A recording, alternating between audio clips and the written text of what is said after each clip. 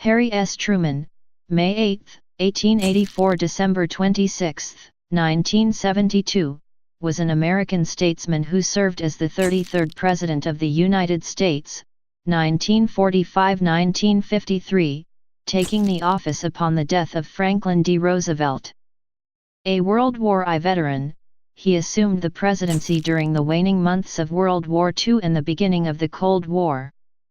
He is known for implementing the Marshall Plan to rebuild the economy of Western Europe, the establishment of the Truman Doctrine and NATO against Soviet and Chinese communism, and for intervening in the Korean War.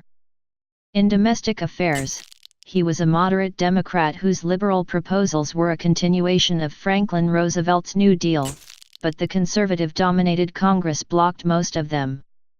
He used the veto power 180 times, more than any president since then, and saw 12 overridden by Congress.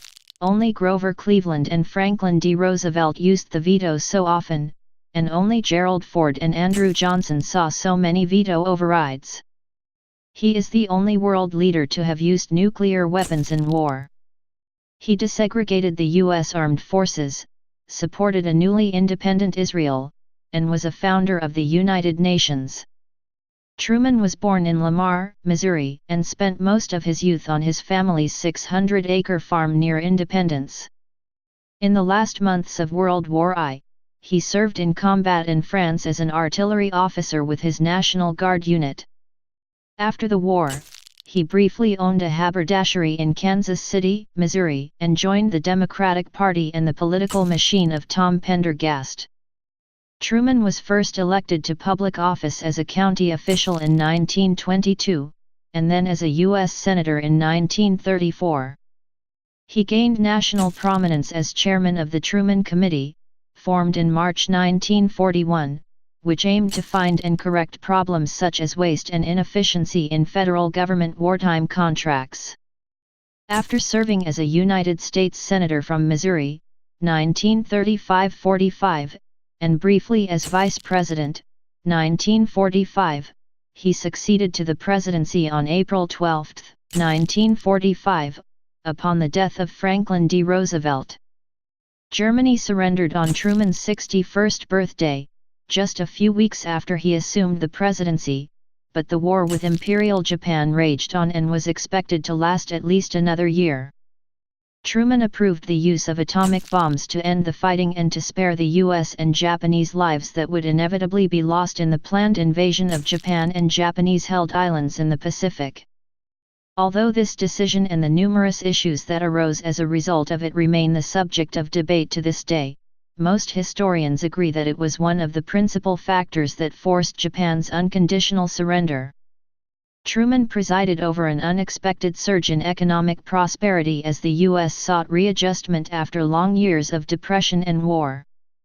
His presidency was a turning point in foreign affairs, as the United States engaged in an internationalist foreign policy and renounced isolationism.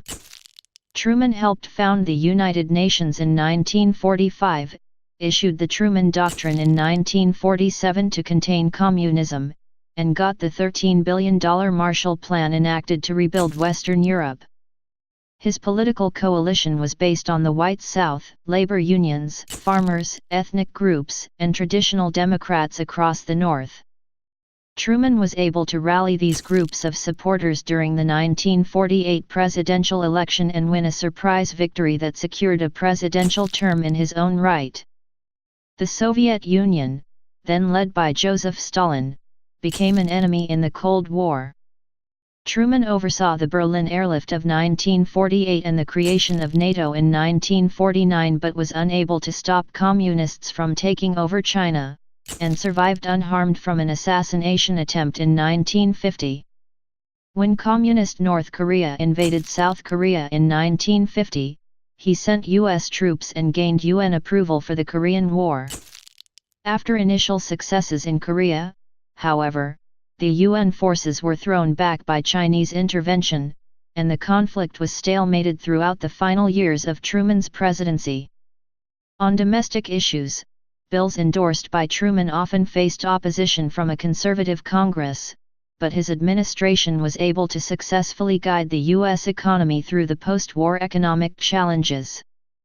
Truman maintained that civil rights were a moral priority, and in 1948 submitted the first comprehensive civil rights legislation and issued executive orders to start racial integration in the military and federal agencies.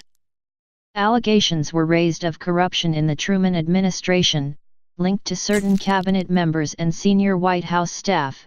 This became a central campaign issue in the 1952 presidential election, and helped account for Republican Dwight D. Eisenhower's electoral victory. Scholars, starting in 1962, ranked Truman's presidency as near great. Since then he has been ranked between 5th and 9th in historical rankings of U.S. presidents. Early life and career. Harry S. Truman was born in Lamar, Missouri on May 8, 1884, the oldest child of John Anderson Truman, 1851–1914, and Martha Ellen Young Truman, 1852–1947. His parents chose the name Harry after his mother's brother, Harrison Harry Young, 1846–1916. While the S did not stand for any one name, it was chosen as his middle initial to honor both of his grandfathers, Anderson Shipp Truman and Solomon Young. The initial has been regularly written and printed followed by a period. A brother, John Vivian, 1886–1965, was born soon after Harry, followed by sister Mary Jane, 1889–1978. His parents had Cornish and Scotch-Irish ancestry.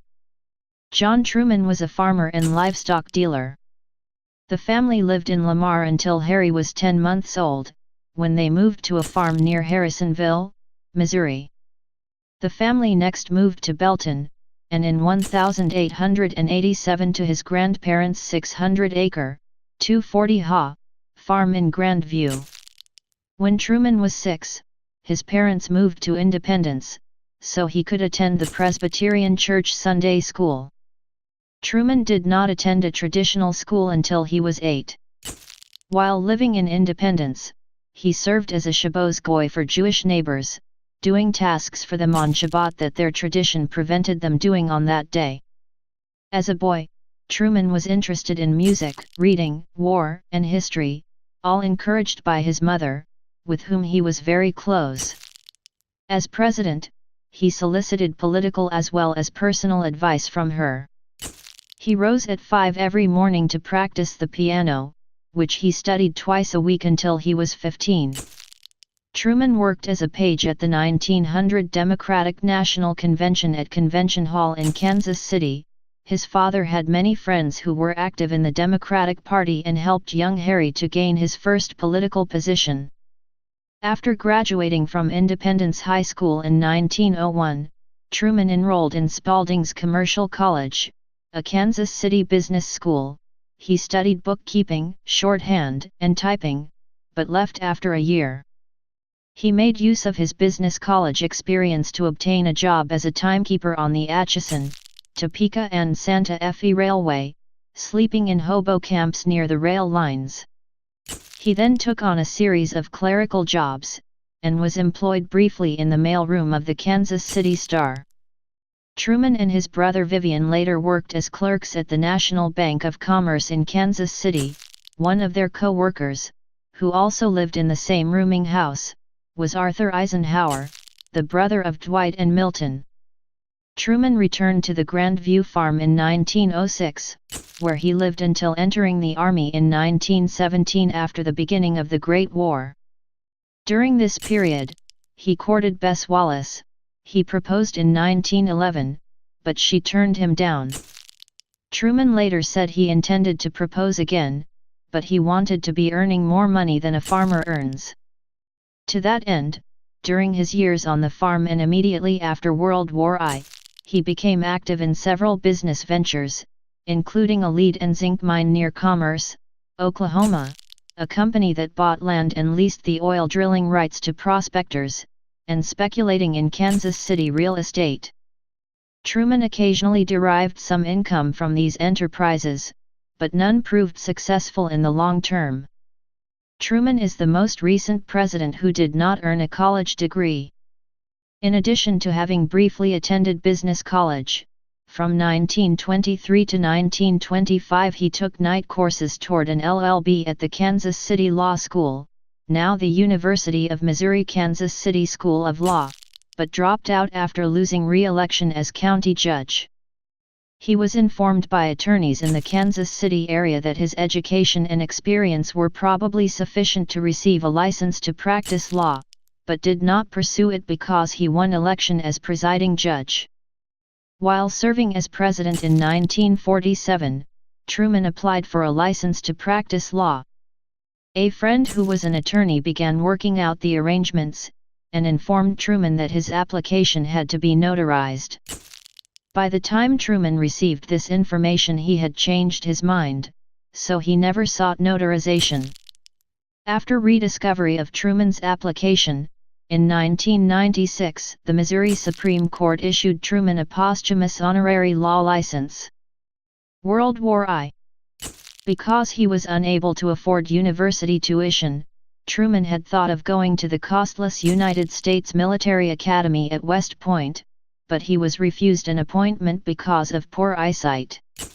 He enlisted in the Missouri Army National Guard in 1905, serving until 1911 in a Kansas City-based artillery battery and attaining the rank of corporal. At his induction, his eyesight had been an unacceptable 20/50ths in the right eye and 20/400 in the left, past the standard for legal blindness. The second time he took the test, he passed by secretly memorizing the eye chart.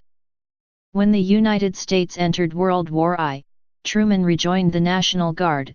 He helped recruit new soldiers as his unit expanded, and his success led the men of his battery to elect him as their first lieutenant. Before deployment to France, Truman was sent for training to Camp Doniphan, Fort Sill, near Lawton, Oklahoma when his regiment was federalized as the 129th Field Artillery. The regimental commander during its training was Robert M. Danford, who later served as the Army's Chief of Field Artillery. Truman later said he learned more practical, useful information from Danford in 6 weeks than from 6 months of formal Army instruction, and when Truman later served as an artillery instructor, he consciously patterned his approach on Danford's. Truman also ran the camp canteen with Edward Jacobson, a clothing store clerk he knew from Kansas City. Unlike most canteens funded by unit members, which usually lost money, the canteen operated by Truman and Jacobson turned a profit, returning each soldier's initial $2 investment and $10,000 in dividends in 6 months. At Fort Sill, Truman met Lieutenant James M. Pendergast, nephew of Thomas Joseph, Tom, Pendergast, a Kansas City political boss, and this connection had a profound influence on Truman's later life. In mid-1918, about 1 million soldiers of the American Expeditionary Forces were in France. Truman was promoted to captain in July 1918 and became commander of Battery D, 129th Field Artillery, 60th Artillery Brigade, 35th Division. It was known for its discipline problems, and Truman was initially unpopular because of his efforts to restore order. Despite attempts by the men to intimidate him into quitting, Truman succeeded by making his corporals and sergeants accountable for discipline. He promised to back them up if they performed capably, and reduce them to private and return them to the ranks if they did not. In an event memorialized in battery lore as the Battle of Hoo Run, his soldiers began to flee during a sudden attack by the Germans in the Vosges Mountains. Truman succeeded at ordering his men to stay and fight, using profanity that he had first heard while working on the Santa Fe Railroad. The men were so surprised to hear Truman use such language that they immediately obeyed.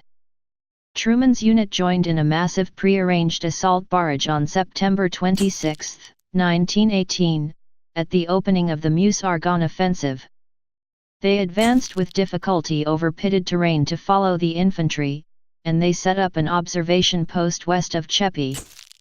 On September 27, Truman saw through his binoculars an enemy artillery battery setting up across a river in a position allowing them to fire upon the neighboring 28th Division.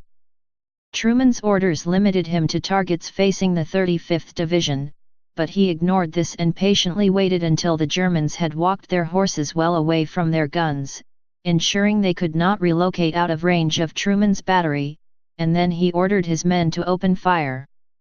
The enemy battery was destroyed. His actions were credited with saving the lives of 28th Division soldiers who otherwise would have come under fire from the Germans.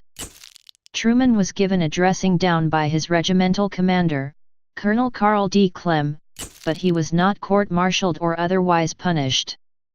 In other action during the Meuse-Argonne fighting, Truman's battery provided support for George S. Patton's tank brigade, and his battery fired some of the last shots of the war on November 11, 1918.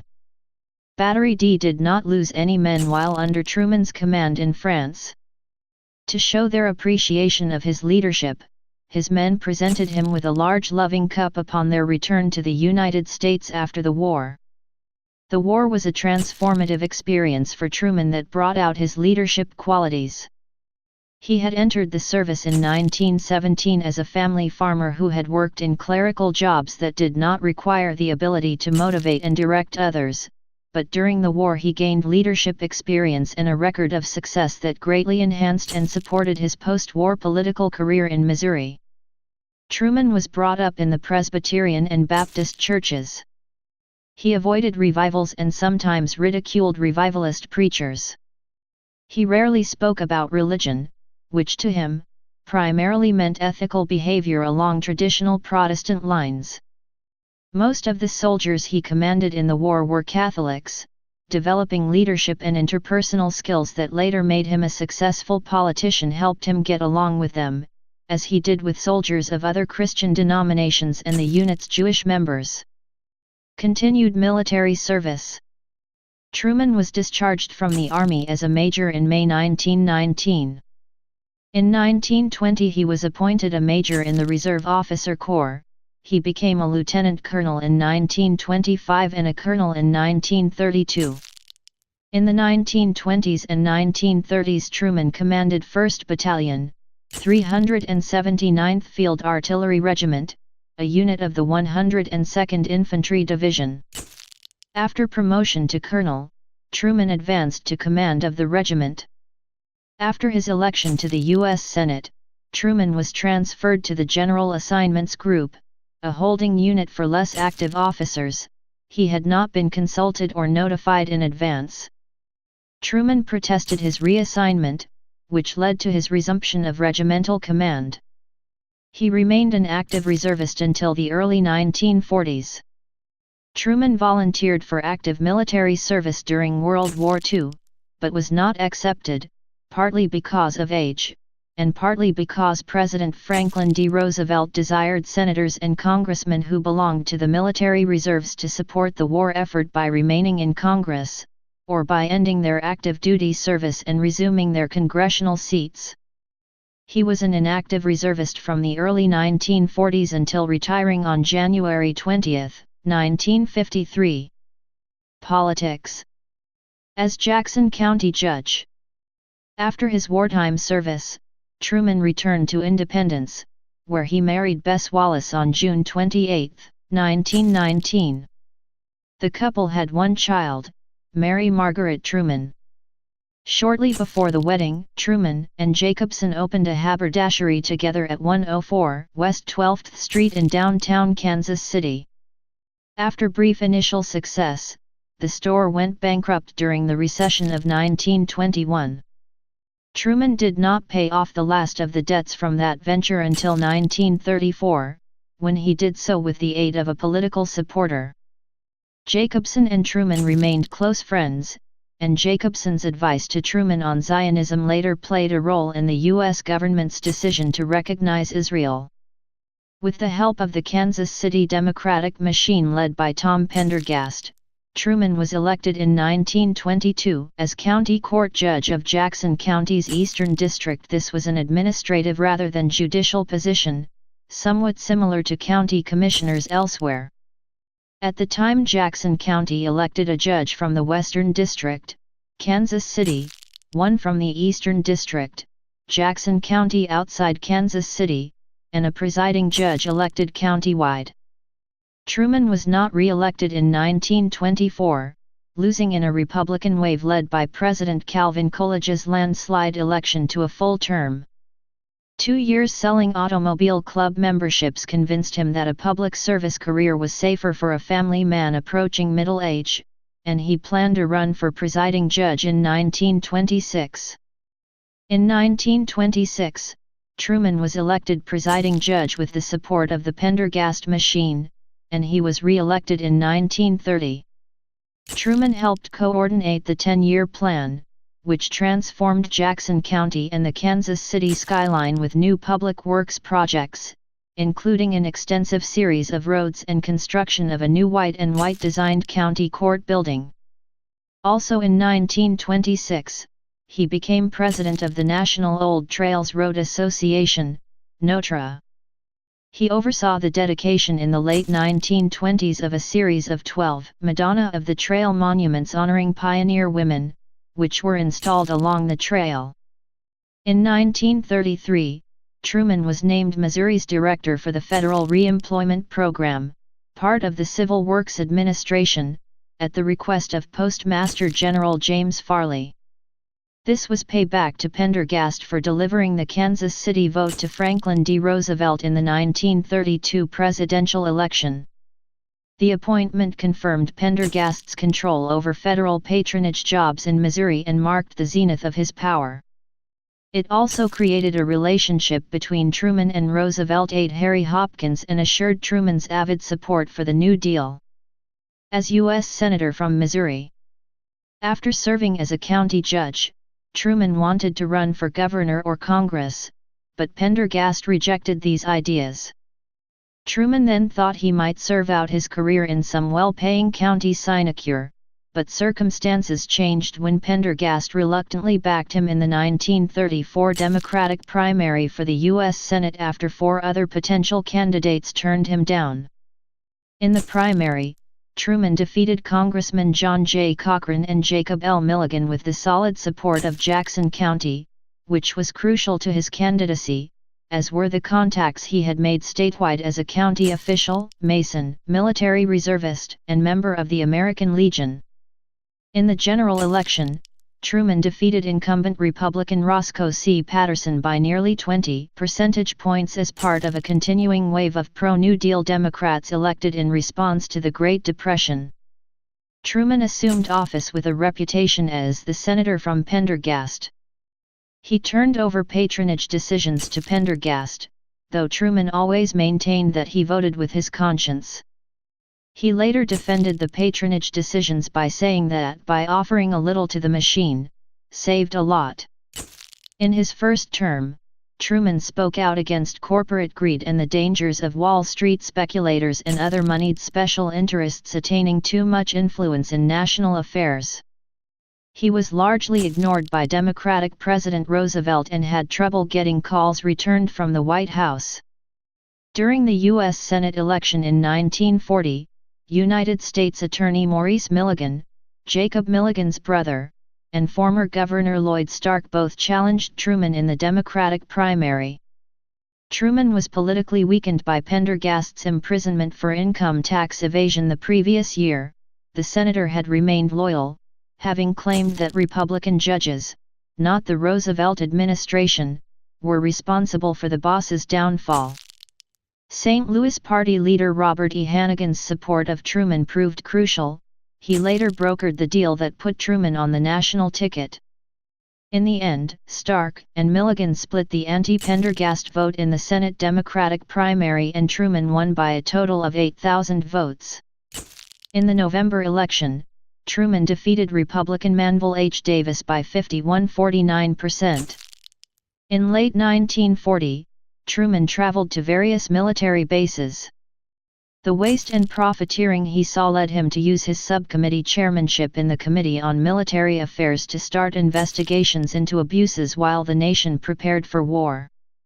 A separate committee was set up under Truman to conduct a formal investigation, the Roosevelt administration supported this plan rather than weather a more hostile probe by the House of Representatives.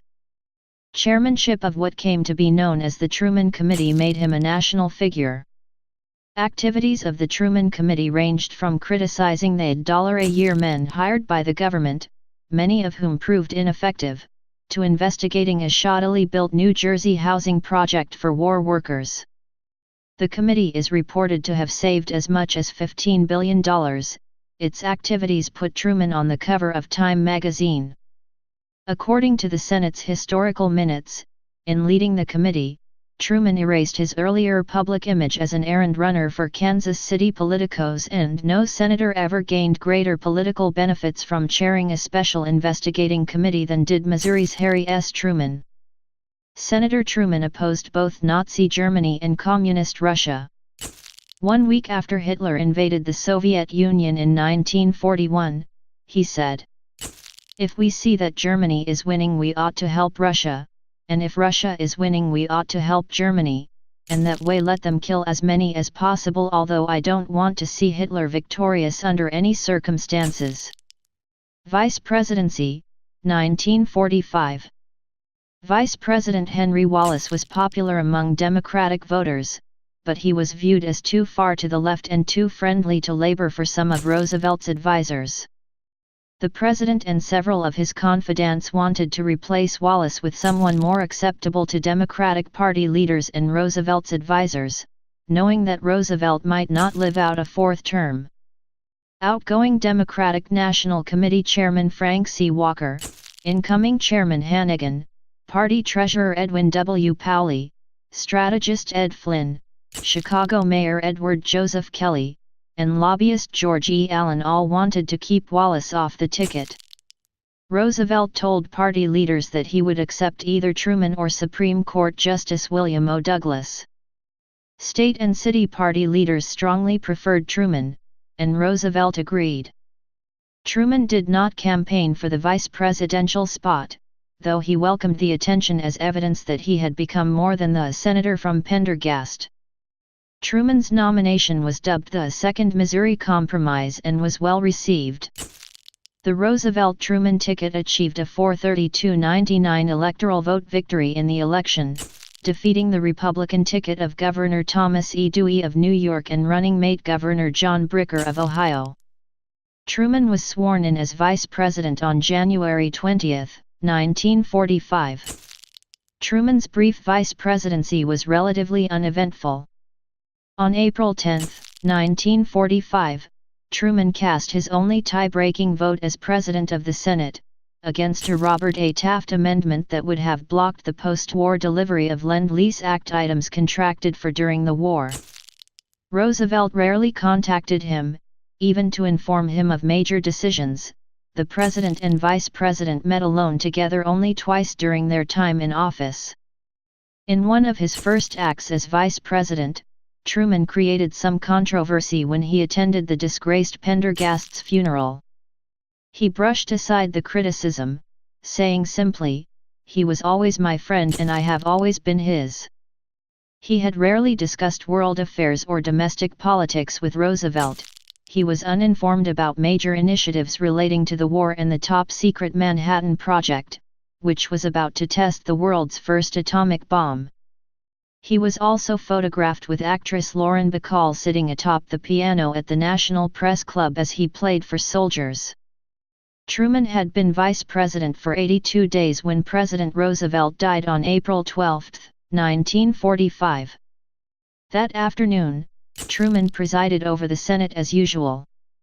He had just adjourned the session for the day and was preparing to have a drink in House Speaker Sam Rayburn's office when he received an urgent message to go immediately to the White House. Truman assumed President Roosevelt wanted to meet with him, but Eleanor Roosevelt informed him her husband had died after suffering a massive cerebral hemorrhage. Truman's first concern was for Mrs. Roosevelt.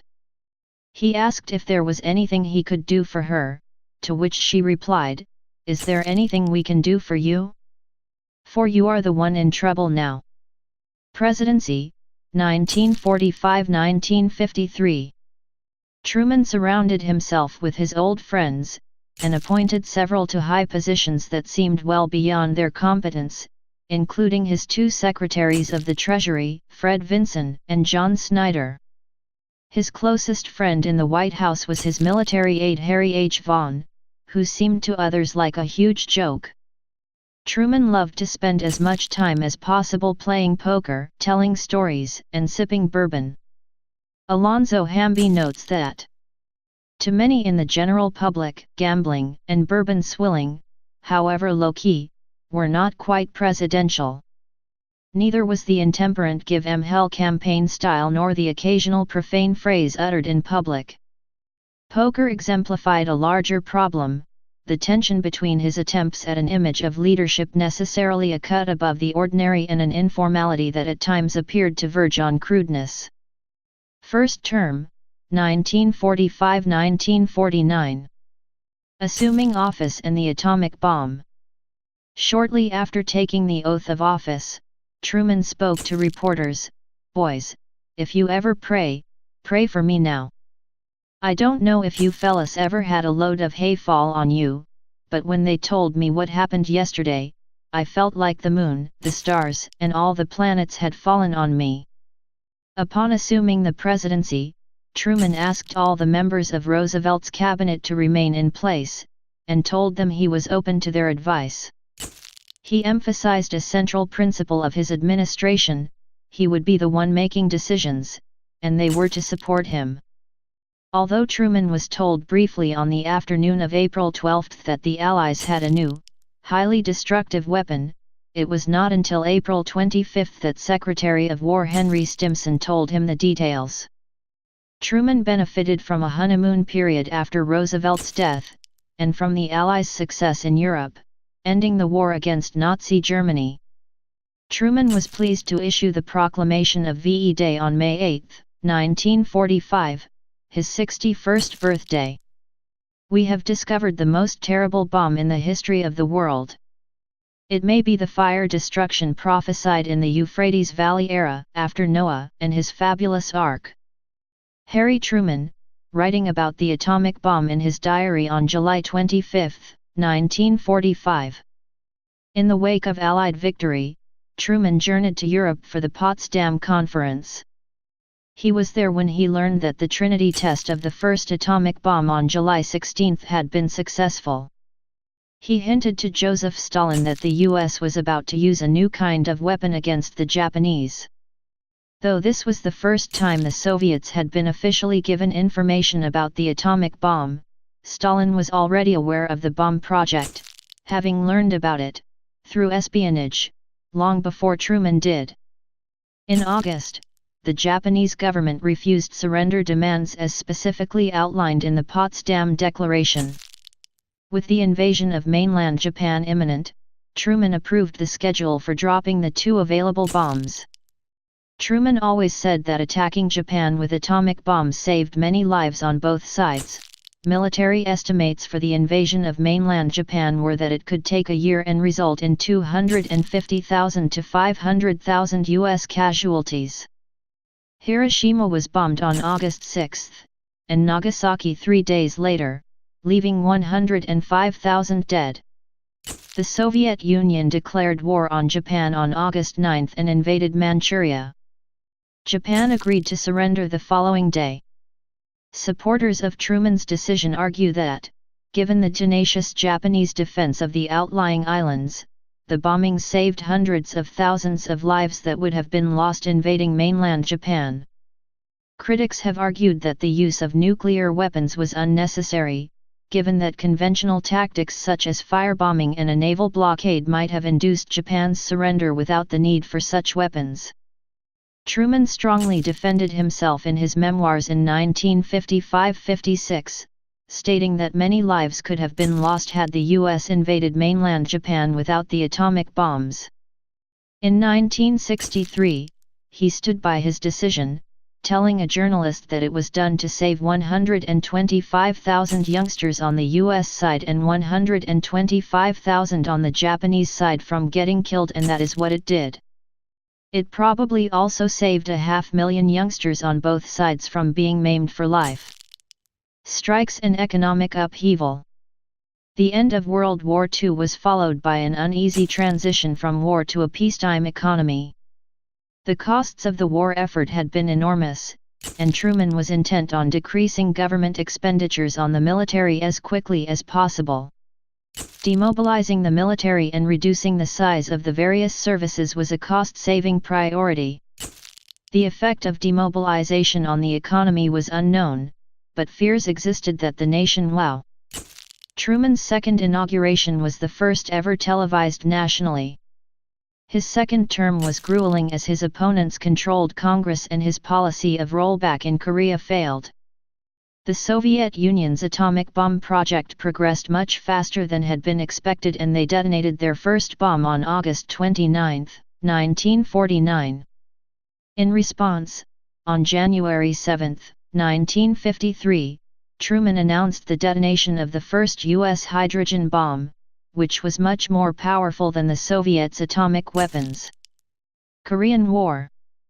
On June 25, 1950, the North Korean army under Kim Il-sung invaded South Korea, starting the Korean War.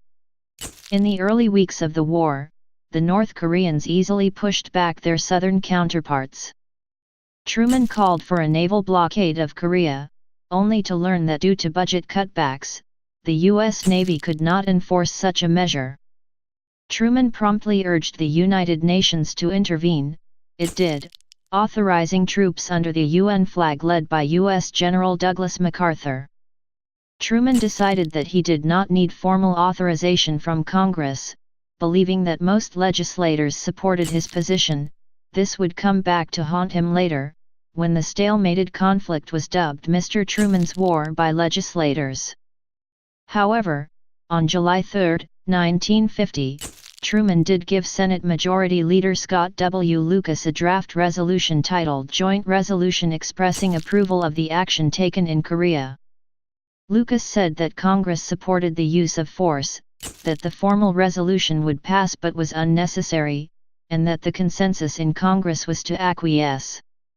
Truman responded that he did not want to appear to be trying to get around Congress and use extra constitutional powers, and added that it was up to Congress whether such a resolution should be introduced. By August 1950, U.S. troops pouring into South Korea under UN auspices were able to stabilize the situation. Responding to criticism over readiness, Truman fired his Secretary of Defense, Louis A. Johnson, replacing him with the retired General Marshall. With UN approval, Truman decided on a rollback policy conquest of North Korea.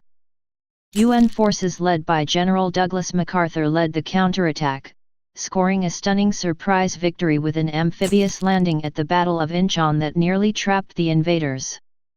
UN forces marched north, toward the Yalu River boundary with China, with the goal of reuniting Korea under UN auspices. However, China surprised the UN forces with a large-scale invasion in November. The UN forces were forced back to below the 38th parallel, then recovered. By early 1951 the war became a fierce stalemate at about the 38th parallel where it had begun. Truman rejected MacArthur's request to attack Chinese supply bases north of the Yalu, but MacArthur promoted his plan to Republican House Leader Joseph Martin, who leaked it to the press. Truman was gravely concerned that further escalation of the war might lead to open conflict with the Soviet Union, which was already supplying weapons and providing warplanes, with Korean markings and Soviet aircrew. Therefore, on April 11, 1951, Truman fired MacArthur from his commands. The dismissal of General Douglas MacArthur was among the least politically popular decisions in presidential history. Truman's approval ratings plummeted, and he faced calls for his impeachment from, among others, Senator Robert A. Taft. Fierce criticism from virtually all quarters accused Truman of refusing to shoulder the blame for a war gone sour and blaming his generals instead. Others, including Eleanor Roosevelt, supported and applauded Truman's decision. MacArthur meanwhile returned to the U.S. to a hero's welcome, and addressed a joint session of Congress, a speech the president called a bunch of damn bullshit. The war remained a frustrating stalemate for 2 years, with over 30,000 Americans killed, until an armistice ended the fighting in 1953. In February 1952, Truman's approval mark stood at 22% according to Gallup polls, which is the all-time lowest approval mark for an active U.S. president, though it was matched by Richard Nixon in 1974. Worldwide defense. The escalation of the Cold War was highlighted by Truman's approval of NSC 68, a secret statement of foreign policy. It called for tripling the defense budget, and the globalization and militarization of containment policy whereby the US and its NATO allies would respond militarily to actual Soviet expansion. The document was drafted by Paul Nitze, who consulted state and defense officials. It was formally approved by President Truman as official national strategy after the war began in Korea. It called for partial mobilization of the U.S. economy to build armaments faster than the Soviets. The plan called for strengthening Europe, weakening the Soviet Union, and for building up the U.S. both militarily and economically. Early in Truman's second term, his former Secretary of Defense Forrestal died soon after retiring. Forrestal had become exhausted through years of hard labor during and after the war, and had begun to suffer depression. He retired in March 1949. Soon after, he was hospitalized but committed suicide in May. Truman was a strong supporter of the North Atlantic Treaty Organization, NATO, which established a formal peacetime military alliance with Canada and democratic European nations that had not fallen under Soviet control following World War II. The treaty establishing it was widely popular and easily passed the Senate in 1949. Truman appointed General Eisenhower as commander. NATO's goals were to contain Soviet expansion in Europe and to send a clear message to communist leaders that the world's democracies were willing and able to build new security structures in support of democratic ideals. The US, Britain, France, Italy, the Netherlands, Belgium, Luxembourg, Norway, Denmark, Portugal, Iceland, and Canada were the original treaty signatories. The alliance resulted in the Soviets establishing a similar alliance, called the Warsaw Pact. General Marshall was Truman's principal advisor on foreign policy matters, influencing such decisions as the U.S. choice against offering direct military aid to Chiang Kai-shek and his nationalist Chinese forces in the Chinese Civil War against their communist opponents. Marshall's opinion was contrary to the counsel of almost all of Truman's other advisors. Marshall thought propping up Chiang's forces would drain U.S. resources that were needed in Europe to deter the Soviets. When the Communists took control of the mainland, establishing the People's Republic of China and driving the nationalists to Taiwan, Truman would have been willing to maintain some relationship between the U.S. and the new government, but Mao was unwilling. On June 27, 1950, after the outbreak of fighting in Korea, Truman ordered the U.S. Navy's 7th Fleet into the Taiwan Strait to prevent further conflict between the Communist government on the China mainland and the Republic of China, ROC, on Taiwan. Soviet espionage and McCarthyism. In August 1948, Whittaker Chambers, a former spy for the Soviets and a senior editor at Time magazine, testified before the House Un-American Activities Committee, HUAC. He said that an underground communist network had worked inside the U.S. government during the 1930s, of which Chambers had been a member, along with Alger Hiss, until recently a senior State Department official. Chambers did not allege any spying during the Truman presidency. Although Hiss denied the allegations, he was convicted in January 1950 for perjury for denials under oath. The Soviet Union's success in exploding an atomic weapon in 1949 and the fall of the nationalist Chinese the same year led many Americans to conclude that subversion by Soviet spies was responsible, and to demand that communists be rooted out from the government and other places of influence. However, Truman got himself into deeper trouble when he called the Hiss trial a red herring. Wisconsin Senator McCarthy accused the State Department of harboring communists. and rode the controversy to political fame. Charges that Soviet agents had infiltrated the government were believed by 78% of the people in 1946, and became a major campaign issue for Eisenhower in 1952. Truman was reluctant to take a more radical stance because he feared that the full disclosure of the extent of the communist infiltration would reflect badly on the Democratic Party. It was a time of the Red Scare. In 1949, Truman described American communist leaders, whom his administration was prosecuting, as traitors, but in 1950 he vetoed the McCarran Internal Security Act. It was passed over his veto. Truman would later state in private conversations with friends that his creation of a loyalty program had been a terrible mistake. White House renovations, assassination attempt. In 1948, Truman ordered an addition to the exterior of the White House, a second-floor balcony in the south portico, which came to be known as the Truman Balcony. The addition was unpopular. Some said it spoiled the appearance of the south facade, but it gave the first family more living space. The work uncovered structural faults that led engineering experts to conclude that the building, much of it over 130 years old, was in a dangerously dilapidated condition. That August, a section of floor collapsed, and Truman's bedroom and bathroom were closed as unsafe. No public announcement about the serious structural problems of the White House was made until after the 1948 election had been won. By then Truman had been informed that his new balcony was the only part of the building that was sound. The Truman family moved into nearby Blair House during the renovations. As the newer West Wing, including the Oval Office, remained open, Truman walked to and from his work across the street each morning and afternoon.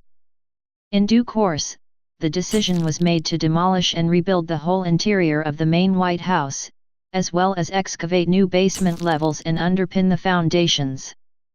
The famous exterior of the structure was buttressed and retained while the extensive renovations proceeded inside. The work lasted from December 1949 until March 1952. On November 1, 1950, Puerto Rican nationalists Griselio Torre Sola and Oscar Collazo attempted to assassinate Truman at Blair House. The attack drew new attention to security concerns surrounding Truman's residence at Blair House. He had jumped up from a nap, and was watching the gunfight from his open bedroom window until Secret Service agents shouted at him to take cover. On the street outside the residence, Torre Sola mortally wounded a White House policeman, Leslie Cauffault. Before he died, the officer shot and killed Torre Sola. Collazo was wounded and stopped before he entered the house. He was found guilty of murder and sentenced to death in 1952. Truman commuted his sentence to life in prison.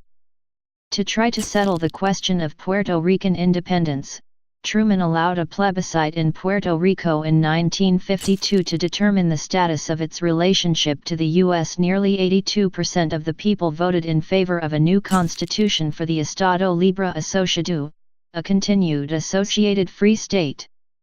Steel and coal strikes. In response to a labor/management impasse arising from bitter disagreements over wage and price controls, Truman instructed his Secretary of Commerce, Charles W. Sawyer, to take control of a number of the nation's steel mills in April 1952. Truman cited his authority as Commander-in-Chief and the need to maintain an uninterrupted supply of steel for munitions for the war in Korea. The Supreme Court found Truman's actions unconstitutional, however, and reversed the order in a major separation of powers decision, Youngstown Sheet and Tube Co. v. Sawyer, 1952. The 6-3 decision, which held that Truman's assertion of authority was too vague and was not rooted in any legislative action by Congress, was delivered by a court composed entirely of justices appointed by either Truman or Roosevelt. The High Court's reversal of Truman's order was one of the notable defeats of his presidency. Scandals and controversies. In 1950, the Senate, led by Estes Kefauver, investigated numerous charges of corruption among senior administration officials, some of whom received fur coats and deep freezers in exchange for favors. A large number of employees of the Internal Revenue Bureau, today the IRS, were accepting bribes. 166 employees either resigned or were fired in 1950, with many soon facing indictment. When Attorney General J. Howard McGrath fired the special prosecutor in early 1952 for being too zealous, Truman fired McGrath. Truman submitted a reorganization plan to reform the IRB. Congress passed it, but the corruption was a major issue in the 1952 presidential election. On December 6, 1950, Washington Post music critic Paul Hume wrote a critical review of a concert by the president's daughter Margaret Truman. Miss Truman is a unique American phenomenon with a pleasant voice of little size and fair quality. Cannot sing very well, is flat a good deal of the time more last night than at any time we have heard her in past years, has not improved in the years we have heard her. Still cannot sing with anything approaching professional finish. Harry Truman wrote a scathing response. I've just read your lousy review of Margaret's concert. I've come to the conclusion that you are an 8-ulcer man on 4-ulcer pay. It seems to me that you are a frustrated old man who wishes he could have been successful. When you write such poppycock as was in the back section of the paper you work for, it shows conclusively that you're off the beam and at least 4 of your ulcers are at work. Someday I hope to meet you. When that happens you'll need a new nose, a lot of beefsteak for black eyes, and perhaps a supporter below. Pegler, a gutter snipe, is a gentleman alongside you. I hope you'll accept that statement as a worse insult than a reflection on your ancestry. Truman was criticized by many for the letter. However, he pointed out that he wrote it as a loving father and not as the president. In 1951, William M. Boyle, Truman's longtime friend and chairman of the Democratic National Committee, was forced to resign after being charged with financial corruption. Civil rights. A 1947 report by the Truman administration titled "To Secure These Rights" presented a detailed 10-point agenda of civil rights reforms. Speaking about this report, international developments have to be taken into account, for with the UN Charter being passed in 1945, the question whether international human rights law could be applicable also on an interland basis became crucial in the U.S. Though the report acknowledged that such a path was not free from controversy in the 1940s U.S., it nevertheless raised the distinct possibility that the UN Charter could be used as a legal tool to combat racial discrimination in the U.S. In February 1948, the President submitted a civil rights agenda to Congress that proposed creating several federal offices devoted to issues such as voting rights and fair employment practices.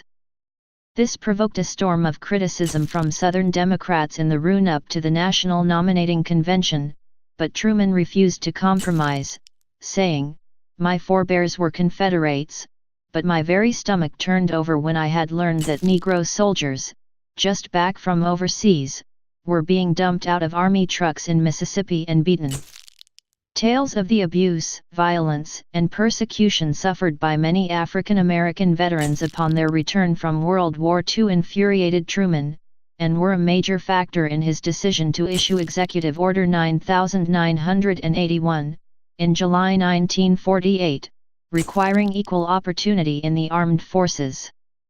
In the early 1950s, after several years of planning, recommendations, and revisions between Truman, the Committee on Equality of Treatment and Opportunity and the various branches of the military, the services became racially integrated. Another executive order, also in 1948, made it illegal to discriminate against persons applying for civil service positions based on race. A third, in 1951, established the Committee on Government Contract Compliance, CGCC. This committee ensured defense contractors did not discriminate because of race.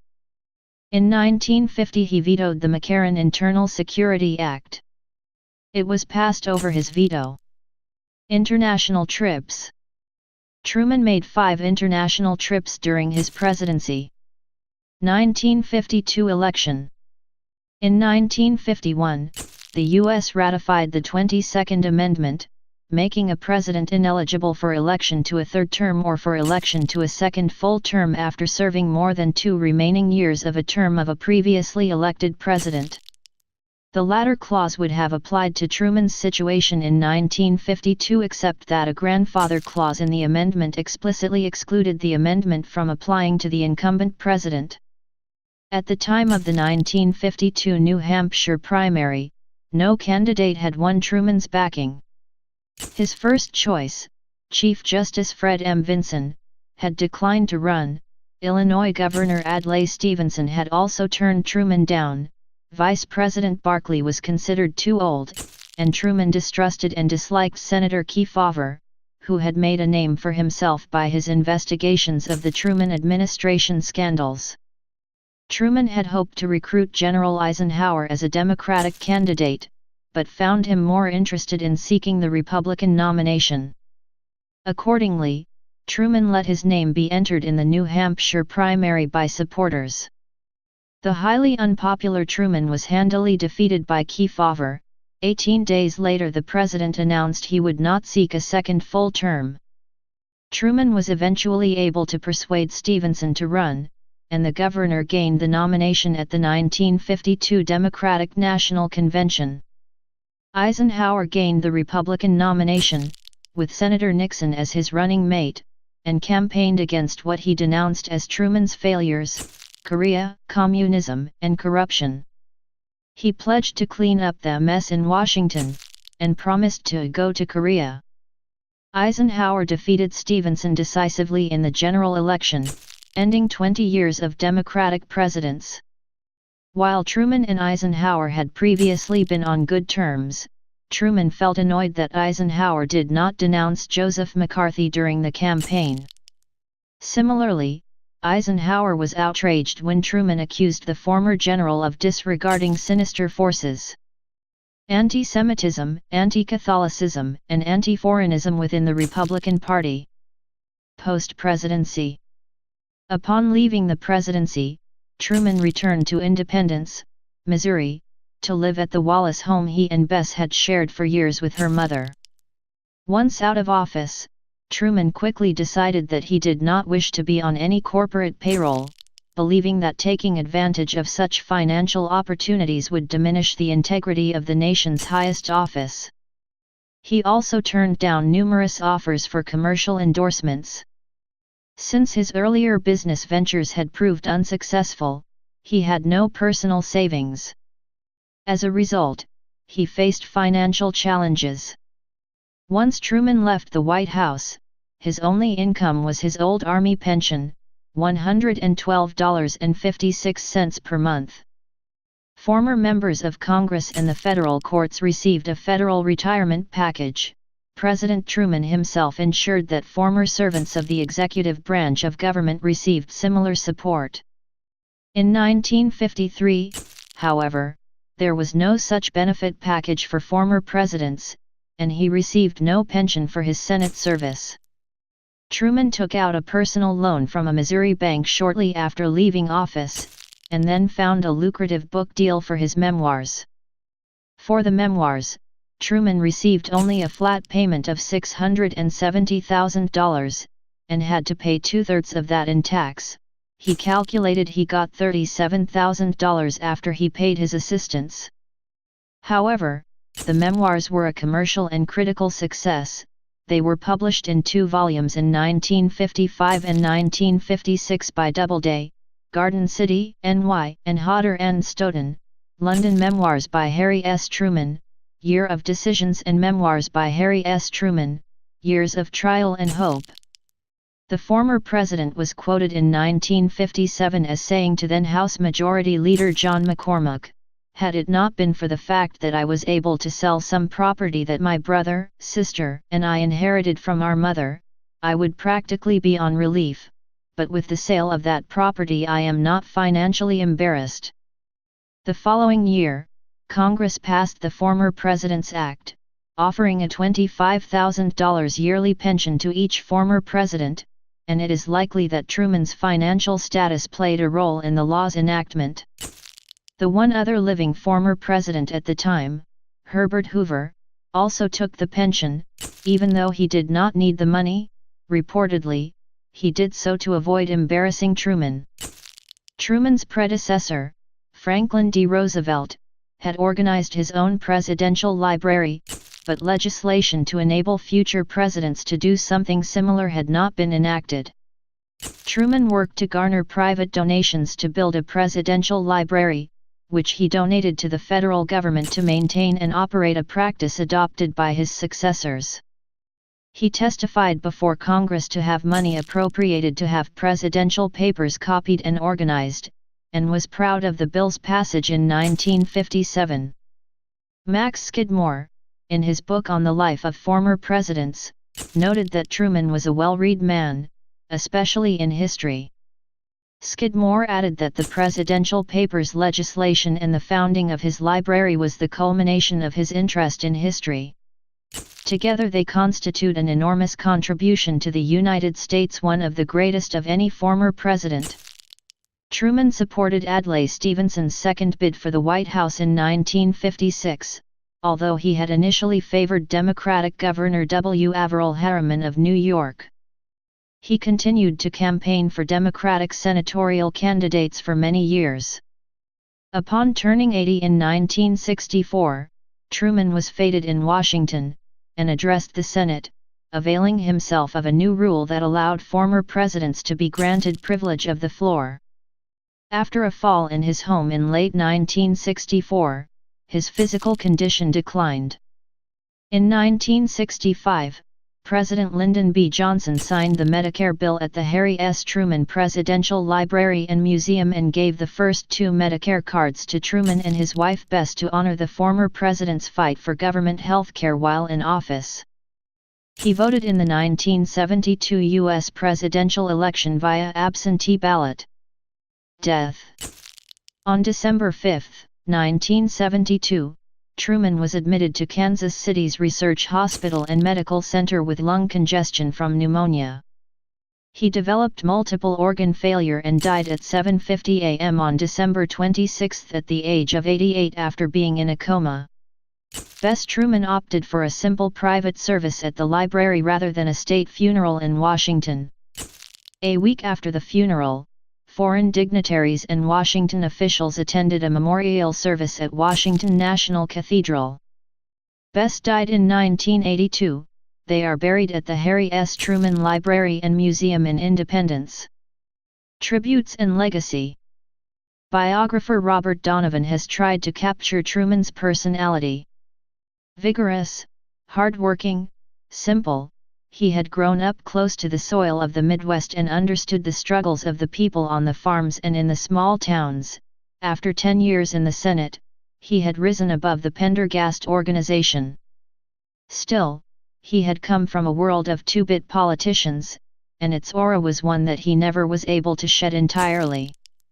And he did retain certain characteristics one often sees in machine-bred politicians: intense partisanship, stubborn loyalty, a certain insensitivity about the transgressions of political associates, and a disinclination for the companionship of intellectuals and artists. Legacy.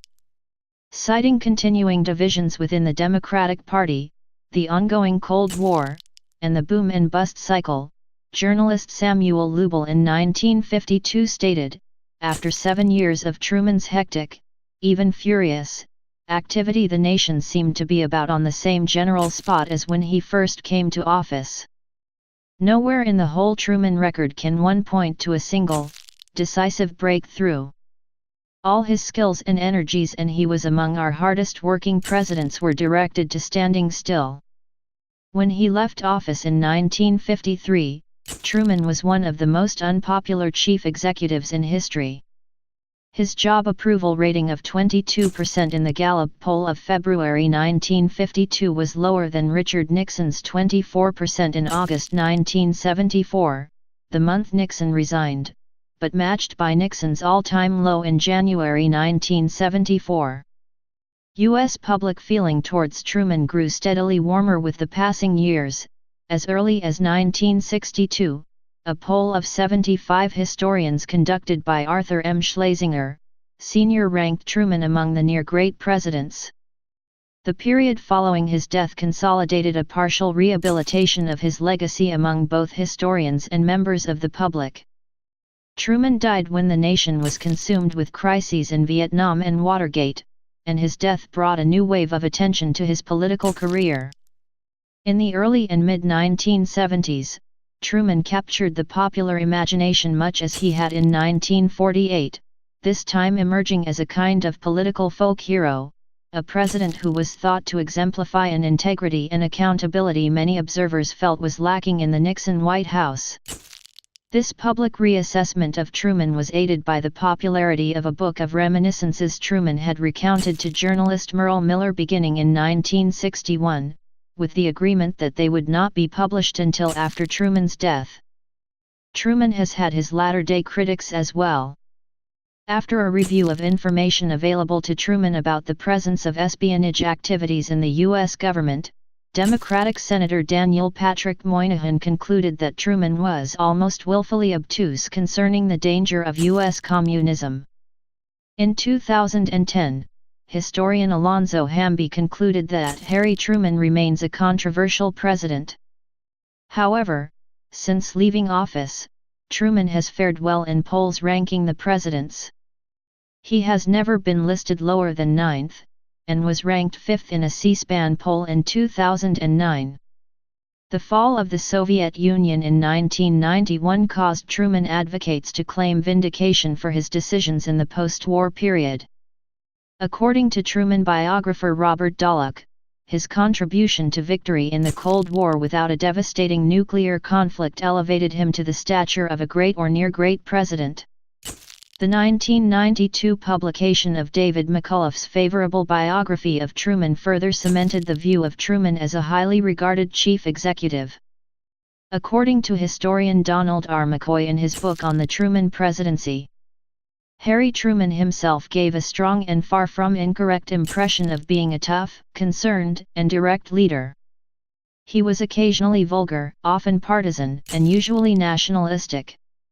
On his own terms, Truman can be seen as having prevented the coming of a Third World War and having preserved from communist oppression much of what he called the free world.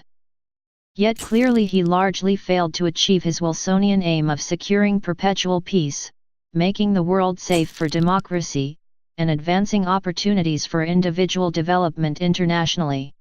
Cites and honors. In 1953, Truman received the Solomon Bublick Award of the Hebrew University of Jerusalem. In 1956, Truman traveled to Europe with his wife. In England, he met with Churchill and received an honorary Doctor of Civil Law degree from Oxford University. Across Britain he was hailed. London's Daily Telegraph characterized Truman as the living and kicking symbol of everything that everybody likes best about the United States. In 1959, he was given a 50-year award by the Masons, recognizing his long-standing involvement. He was initiated on February 9, 1909, into the Belton Masonic Lodge in Missouri. In 1911, he helped establish the Grand View Lodge, and he served as its first worshipful master. In September 1940, during his Senate re-election campaign, Truman was elected Grand Master of the Missouri Grand Lodge of Freemasonry. Truman said later that the Masonic election assured his victory in the general election. In 1945, he was made a 33° Sovereign Grand Inspector General and an honorary member of the Supreme Council at the Supreme Council AASR Southern Jurisdiction Headquarters in Washington, D.C. Truman was also a member of Sons of the American Revolution, SAR, and a card-carrying member of the Sons of Confederate Veterans.